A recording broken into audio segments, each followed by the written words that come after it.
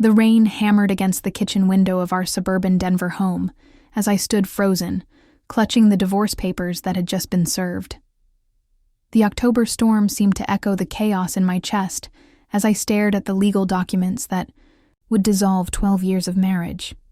"Sarah, you need to understand something," Marcus said, his voice carrying that condescending tone I'd grown to despise. He leaned against the granite countertop, his expensive suit still pressed despite the long day at his law firm. "You'll be nothing after this divorce. Absolutely nothing." The words hit me like physical blows. I looked at this man I'd once loved. This man I'd supported through law school while working 2 jobs. This man who'd promised to cherish me through better or worse. His dark eyes, once warm, now held nothing but contempt. "You think you can make it on your own?" He laughed bitterly. "You're 34 years old with a degree in art history that's worth less than the paper it's printed on.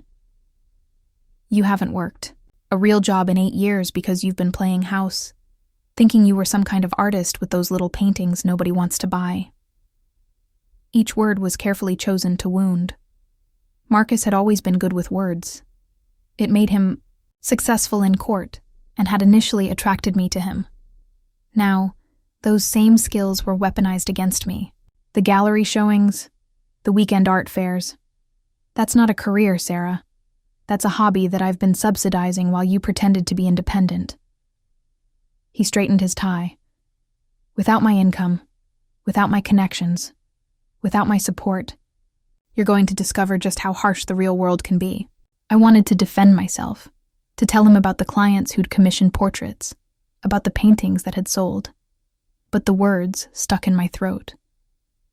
Maybe he was right. Maybe I had been living in a fantasy. "Look around you," Marcus continued, gesturing to our spacious home. "This house, this lifestyle, your car, your clothes, all of it exists because of me. When this is over, you'll be lucky to afford a studio apartment in a bad neighborhood." The rain continued its assault on the windows. I focused on the droplets racing down the glass, anything to avoid looking at the stranger my husband had become. "I've already spoken to my attorney," Marcus said, checking his phone. "Colorado is an equitable distribution state, but that doesn't mean equal. Given that I've been the primary breadwinner and you've contributed virtually nothing to our financial stability, you'll be lucky to get 30% of the marital assets." 30%. The number hung in the air like a death sentence. "And don't think you're getting alimony forever," he added cruelly. "The court might give you a few years to get back on your feet, but eventually you'll have to face reality. You'll have to get a real job, probably something in retail or food service. Can you imagine? Sarah Collins, serving coffee to people who actually have their lives together." The use of my maiden name felt like another deliberate cut. For 12 years, I'd been Sarah Mitchell, proud to share his name. Now he was already erasing that identity. "Why are you being so cruel?" I whispered. "We were happy once." Marcus looked at me with something that might have been pity. "We were never happy, Sarah. I was successful, and you were along for the ride. But I've outgrown this life. Outgrown this version of myself that needed to take care of someone who couldn't take care of herself. Jessica understands ambition," he continued. And there it was, the other woman's name. "She's a partner at her firm. She drives herself. She doesn't need someone else to define her worth. She's everything you're not, Sarah. Everything you'll never be." "I want you out by the end of the month," Marcus said, checking his watch. "I'll be generous and let you take your art supplies and personal items, but everything else stays. The furniture, the car, all of it was purchased with my money." "You know what the saddest part is?" he asked, moving toward the door. "You actually believe you have talent. But talent without business sense, without connections, without financial backing, it's worthless. And that's exactly what you're going to be, Sarah. Worthless." The door slammed behind him, leaving me alone with the rain and the echo of his words For the first time in years, I was completely alone with my thoughts. I sank into one of the kitchen chairs and stared at the divorce papers spread across the table. I picked up my phone and scrolled through my contacts until I found Lisa Chen, the only attorney I knew personally. We'd met at a gallery opening 2 years ago, and she'd bought one of my smaller pieces. "Lisa, it's Sarah Mitchell. I know it's late, but I need your help. I'm getting divorced, and I think I'm about to discover who I really am without someone telling me who I should be." That night, I lay in our king-sized bed and stared at the ceiling, thinking about Marcus's words. "You'll be nothing after this divorce." The phrase played on repeat, but instead of crushing me, it began to take on a different meaning. Maybe being nothing meant I could become anything. Maybe losing everything would help me discover what I actually needed. Maybe Marcus's cruelty had given me the greatest gift possible, complete freedom to reinvent myself. As I drifted off to sleep, I made a promise. I would prove Marcus wrong, not out of spite, but because I owed it to the woman I'd been before I'd let someone else define my worth. I didn't know how yet, but I knew it would start tomorrow. The efficiency apartment I found in downtown Denver was 450 square feet of reality check. It barely contained a bed, a kitchenette, and enough space for my easel and art supplies. The building was old, the radiator clanked all night, and my view was of an alley and a brick wall. But it was mine. 3. Months had passed since that devastating night, and Marcus's prediction seemed to be coming true. After legal fees and the settlement, I'd managed 35% thanks to Lisa's skilled representation. I had enough money to survive for maybe 8 months if I lived carefully. The job search had been brutal. My art history degree and 8-year employment gap made me virtually unemployable in any field that paid a living wage. I'd applied everywhere, but I was either overqualified or underqualified, too old or too inexperienced. Finally, I took a job at Maya's Coffee House, a small independent cafe near the art district that paid barely above minimum wage but offered flexible hours. Maya Patel, the owner, was a former corporate executive who'd bought the cafe after her own divorce 5 years earlier. "I can tell when someone's rebuilding," she'd said during my interview. "The question is whether you're rebuilding to become who you were or to become who you're meant to be."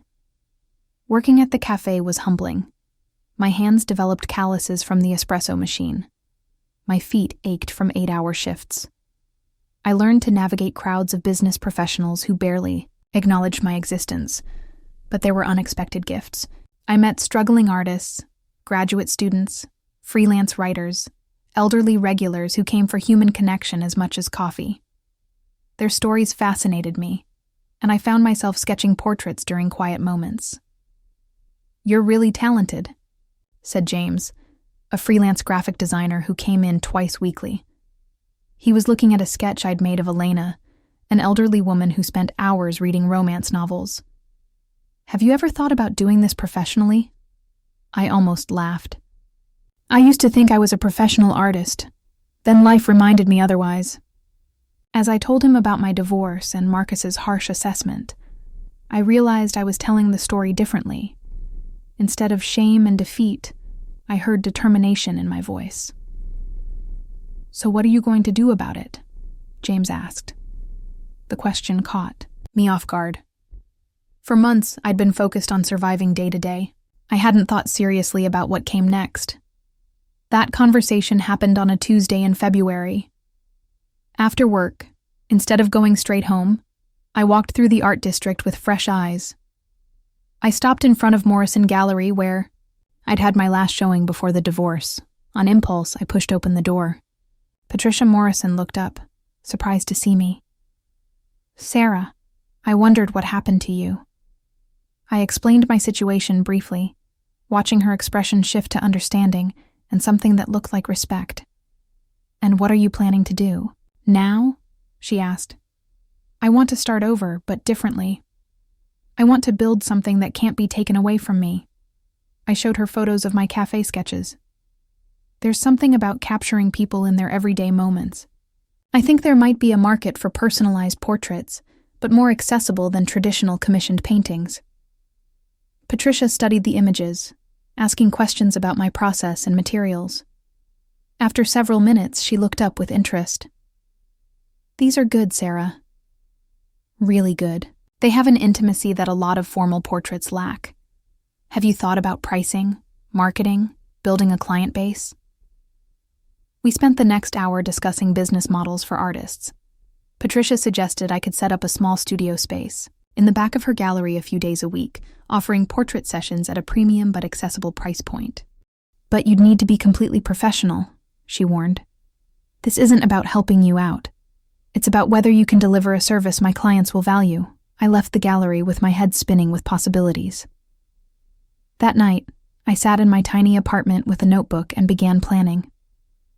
I researched portrait pricing, studied successful artists' websites, calculated how many sessions I'd need to cover basic expenses. The next morning, I approached Maya during a slow period.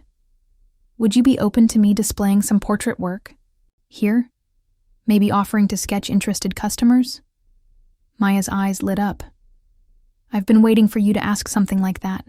I was wondering when you'd stop hiding your talent behind the espresso machine. She pointed to a wall near the entrance. What if we created a gallery wall there? Your portraits, information about commissioning work, business cards? Within a week, I had my first commission. A young mother who wanted a drawing of her toddler. The pay wasn't much, but holding that first check made entirely from my art felt like winning the lottery. I threw myself into the work with intensity I hadn't felt in years. I studied business books, learned about marketing, practiced obsessively. I started an Instagram account showcasing not just my art, but my story. The response was immediate and encouraging. People connected with the narrative of rebuilding after divorce, of turning adversity into opportunity. More importantly, they connected with the authenticity in my portraits. By April, I was booking 3 to 4 sessions per week with a growing waiting list. The combination of cafe income and artwork wasn't making me rich, but it was sustainable. More importantly, it was entirely mine. One evening in May, my phone rang. The number was familiar but unexpected. Marcus. Sarah. His voice sounded different, less confident. I heard you're doing well. I'm surviving, I said carefully. That's not what I heard. Jessica and I were at Morrison Gallery last weekend, and Patricia mentioned your name. She said you're building quite a reputation. I waited to see where this was going. Look, I may have been harsh during our divorce. I was angry, and I said things that weren't entirely fair. It wasn't quite an apology. What do you want, Marcus? Jessica and I are getting married next month. We'd like to commission a portrait. The irony was perfect. The man who'd told me I'd never make it as an artist was now asking to pay for my services. I'm booked solid for 2 months, I said, which was true. And my rates have gone up significantly. Name your price, Marcus said quickly. I quoted him triple what I would have asked 6 months earlier. Fine, he said immediately. When can we schedule? As I hung up, I realized Marcus's call wasn't really about the portrait. It was about validation, his need to prove he'd been right to leave me. But commissioning my art undermined his narrative about my worthlessness. The portrait session in June was professionally cordial but emotionally revealing. Marcus seemed smaller somehow, less imposing than in my memory. Jessica was beautiful and accomplished, but there was a brittleness to her that reminded me of myself during the worst parts of my marriage. The finished portrait was some of my best work, technically excellent, but emotionally honest. It captured something in both their faces that I don't think they intended to reveal, a performance of happiness that looked exhausting. When Marcus picked up the portrait, he stared at it for a long time. Is everything all right? I asked. If you're not happy, I can make adjustments. No, he said quietly. It's perfect. It's exactly what we look like. He paid without negotiating, tipped generously, and left without saying goodbye. I never heard from him again. That summer, as I looked around my studio and calculated my earnings, I realized I had achieved something Marcus thought impossible. I had built a successful career entirely on my own terms. More importantly, I had proven something to myself. I was enough, all by myself, exactly as I was. The foundation was laid. Now it was time to build something bigger. By fall of my second year post-divorce, my small studio had become the epicenter of a thriving portrait business. The waiting list had grown to 4 months, and I was turning away clients weekly. What had started as survival had evolved into something I'd never expected. A legitimate, profitable business that was entirely my creation. In September alone, I'd earned more than I used to spend in 3 months during my marriage. But the success was overwhelming. I was working 60-hour weeks, managing everything myself, somehow still finding time to create the art that made it all possible. "You need help," Maya said one morning at the cafe, where I still worked 2 shifts weekly, not for the money anymore, but for the community. "I know," I admitted, "but I don't know how to scale without losing what makes it special." That conversation led to the most important business decision I'd made since starting over. Instead of hiring employees to help with my existing model, I decided to completely reimagine what my company could become. I spent 2 weeks researching successful artists who'd built sustainable businesses.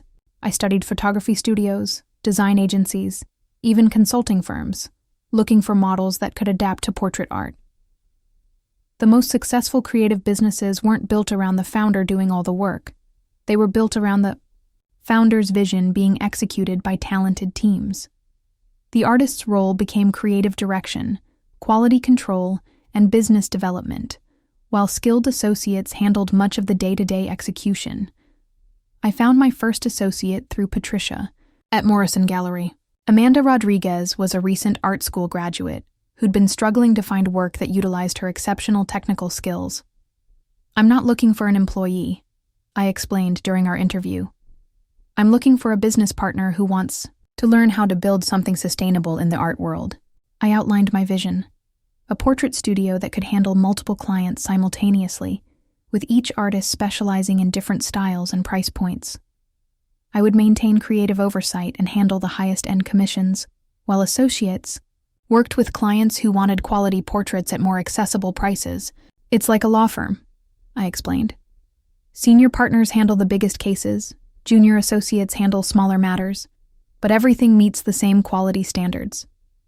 Instead of traditional employment, I proposed a partnership model where associates would earn a percentage of their billable work, plus bonuses based on the studio's overall success. As they developed skills and clientele, their percentage would increase. Amanda agreed to a 3-month trial, and I began developing systems that would allow multiple artists to work under the same brand while maintaining consistent quality. The challenges were immediate and complex. Each artist had their own style and pace. Some clients connected better with Amanda's bold contemporary approach, while others preferred my classical technique. We had to develop intake processes that matched clients with the right artist, quality, control systems, and pricing structures that reflected each artist's value. But the benefits were equally dramatic. Within 6 weeks, we reduced the waiting list from 4 months to 6 weeks. Client satisfaction actually increased because we could spend more time on each commission without being overwhelmed. In November, I hired David Kim, a portrait artist who specialized in children and families. David brought business insights from his previous marketing career, helping us develop sophisticated social media presence that attracted clients from across the region. "The story is as important as the art," David explained. "People aren't just buying portraits, they're buying into the narrative of supporting an artist who built something meaningful from nothing." He was right. My social media following had grown to over 50,000 people with incredibly high engagement. People weren't just following to see pretty pictures. They were invested in my journey. But the real breakthrough came in December, when I received a call that would change everything. "Ms. Collins, this is Jennifer Walsh from Walsh Communications in Chicago. We represent high-profile clients interested in commissioning portrait work. Would you be available for a consultation? Jennifer represented celebrities, politicians, and business executives who wanted high-quality portrait work. The commissions she discussed were 10 times larger than anything I'd handled. We've been following your work and your story, she explained. Our clients appreciate both technical excellence and authentic narrative. You offer something traditional portrait artists don't, a compelling personal brand that resonates with people who value resilience and entrepreneurship. The first commission was a tech CEO's family portrait, a $15,000 project that would have represented 6 months of income during my cafe days. The client wanted not just a portrait, but the experience of working with an artist whose story reflected their own values. The success of that commission led to others. By January, I was booking celebrity clients, corporate executives, and wealthy families drawn not just to our work quality, but to the story behind the studio. But success brought new challenges. Managing high-profile clients required different skills than working with local families. Expectations were higher, timelines tighter, and potential consequences of mistakes were greater. I also struggled with imposter syndrome. Even as my bank account grew and reputation expanded, part of me still heard Marcus's voice telling me I'd never amount to anything. "You know what your problem is?" Maya said one morning as I sat overwhelmed by the growth I'd created. "You're still measuring success against someone else's definition of failure." She was right. I was so focused on proving Marcus wrong that I hadn't stopped to appreciate what I'd built on its own merits. That realization led to another major decision. In February, I signed a lease on a beautiful space in Denver's Arts District, a 3,000 square foot converted warehouse with soaring ceilings, abundant natural light, and room for multiple artists to work simultaneously. The new studio was a significant financial commitment, but also a declaration of intent. This wasn't temporary or reactionary. This was my life's work, and it deserved a space that reflected its importance. The grand opening in March was more successful than I dared hope. Over 200 people attended, including clients, other artists, local business owners, and reporters from Denver's art magazines. Patricia gave a speech about supporting artists building sustainable businesses, and Maya talked about community's role in nurturing creative entrepreneurship. But the moment that meant most came when Amanda and David presented me with a collaborative portrait, a drawing of me working in the original tiny studio, surrounded by sketches and dreams. "This is who you were when we met you," Amanda said. "Someone who'd lost everything but refused to lose faith in what was possible." As I looked around the new studio that night, filled with people who'd supported my journey, I realized I'd accomplished something far more significant than proving Marcus wrong. I'd built a community, created opportunities for other artists, and established a business that generated value for everyone involved. The financial success was gratifying. By March, the studio was on track to gross over $400,000 in its first full year. But the personal satisfaction was even greater. Still, there was one more goal forming in my mind. One final statement that would complete my transformation from Marcus's dismissed ex-wife to a woman who'd built something worthy of respect. It was time to find the house that would become my home. Not a shelter or temporary solution, but a space that reflected who I'd become and where I was going. It was time to buy the mansion that would symbolize not just financial success, but the reclaiming of my own worth and the creation of a life that was entirely, authentically mine. The house sat majestically on 2 acres in Cherry Hills Village, one of Denver's most prestigious neighborhoods. From the circular driveway, I could see the Rocky Mountains framing the horizon, and mature oak trees cast intricate shadows across the manicured lawn. The Tudor-style architecture was timeless and elegant, with tall windows that would flood the interior with natural light. "The listing price is $2.8 million, said Rebecca Martinez, the real estate agent who'd been showing me properties for 3 months. "It's been on the market for 6 weeks, so there might be room for negotiation." I walked through the front door into a foyer that could have housed my old efficiency apartment twice over. The hardwood floors gleamed, and a curved staircase led to the second floor with architectural detail that spoke of craftsmanship and permanence. But what captured my attention was the room to the right, a sun-drenched space with floor-to-ceiling, windows that would make an incredible studio. "This could work," I said quietly, though my heart was racing with possibility. 2 years and 8 months had passed since Marcus had told me I'd be nothing after our divorce. In that time, my portrait studio had become one of Denver's most sought-after artistic services, with a client list including Fortune 500 CEOs, professional athletes, and Hollywood actors who'd discovered us through word of mouth. The studio was generating over $600,000 annually, with profits that allowed me to live comfortably while reinvesting in the business and supporting my team of 5 associates. We'd established a reputation for excellence that had competitors studying our business model. Standing in this mansion, I wasn't thinking about profit margins.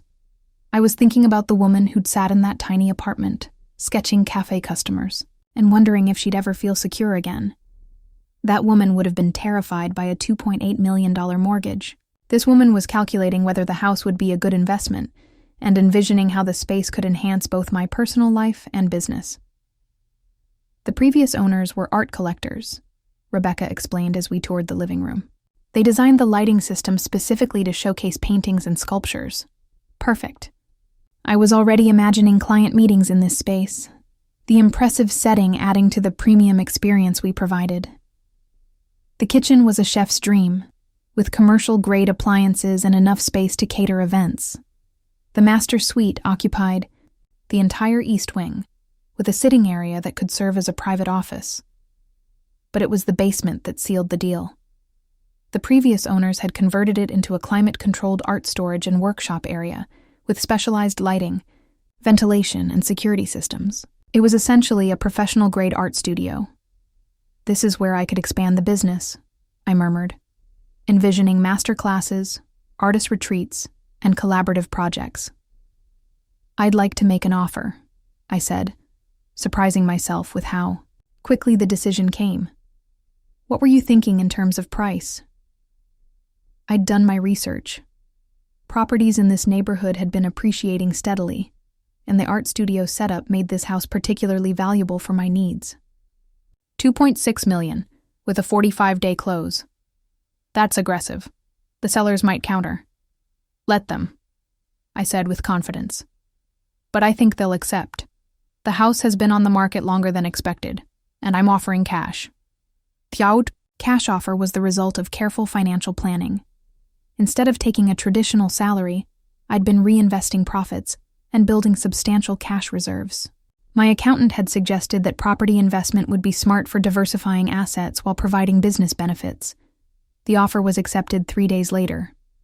As I signed the purchase agreement, I thought about the irony. Marcus had predicted I'd be lucky to afford a studio apartment in a bad neighborhood. Instead, I was buying a house that cost more than he made in 3 years. But the real satisfaction wasn't about proving him wrong. It was about proving myself right. Every doubt overcome, every late night at the cafe, every commission completed. Every business decision had led to this moment. The mansion wasn't just a house. It was physical proof that I'd built something worthy of respect. The day I received the keys was unseasonably warm for early December, with bright sunshine that made the house glow against snow-capped mountains.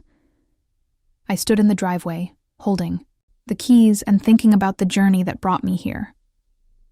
My phone buzzed with a text from Maya. "How does it feel to be a homeowner?" I looked up at the house, my house, and typed back. "Like I finally understand the difference between surviving and thriving." The transformed basement became the heart of operations. I moved my primary studio there, using the main floor for client consultations and formal business aspects. The setup allowed me to maintain the intimate, personal approach that built my reputation while operating at scale. In February, I hosted my first major event, a gallery showing featuring work by all studio associates. Over 150 people attended, including clients, other artists, business leaders, and journalists. The event generated 3 major commissions and established the house as a cultural destination. But the moment that truly completed my transformation came in March, almost exactly 3 years after Marcus had served me divorce papers. I was working on a portrait when Rebecca called with unexpected news. "I thought you'd want to know," she said. "The house next to yours just went on the market. It's owned by Marcus Mitchell and his wife." I nearly dropped my brush. What? Apparently, they're getting divorced. The house is being sold as part of the settlement. The irony was almost too perfect. Marcus and Jessica, whose successful partnership was supposed to highlight my failures, were dissolving their marriage barely 2 years after their wedding. The portrait I'd painted of them had captured that brittleness beneath their performed happiness. "The asking price is $1.9 million, Rebecca continued. "Interesting that your house is worth almost $1 million more than theirs." After I hung up, I sat in my studio, surrounded by the success I'd built, and felt something unexpected: sadness for Marcus. Not because his marriage had failed, but because he'd never learned what I'd discovered: that true security comes not from what you can take from others, but from what you can build for yourself. I never reached out during his divorce proceedings, but I heard through mutual acquaintances that the split was acrimonious and expensive. Marcus had to buy out Jessica's partnership stake while dividing personal assets, leaving him in the same financial distress he'd once predicted for me. The news didn't bring the satisfaction I might have expected 3 years earlier. Instead, it reinforced my gratitude for the path my life had taken. In April, I received a call that seemed to complete the circle. "Ms. Collins, this is Dr. Elizabeth Warren from the University of Colorado's Business School. We're developing a case study about successful business pivots following major life transitions. Your story has come to our attention as an exemplary model." Dr. Warren wanted to interview me for research that would be published in academic journals and potentially used in business school curricula. "What's particularly interesting about your case," she said, "is that you didn't just recover from divorce. You used it as a catalyst to build something entirely new and more successful." The interview took place at the house, in the same sun-filled room where I'd first envisioned my studio. As I told Dr. Warren about the journey from that awful night to this moment of security and success, I heard my story with fresh clarity. "What would you say was the turning point?" she asked. I thought carefully. It wasn't a single moment. It was a series of decisions to keep moving forward even when I didn't know where I was going. But if I had to choose, it was when I stopped trying to prove Marcus wrong and started focusing on proving myself right. What's the difference? When you're trying to prove someone else wrong, you're still letting them define success. When you're trying to prove yourself right, you get to decide what success looks like. 6 months later, when Dr. Warren's research was published, the case study included a photo of me in my studio, surrounded by portraits and bathed in natural light.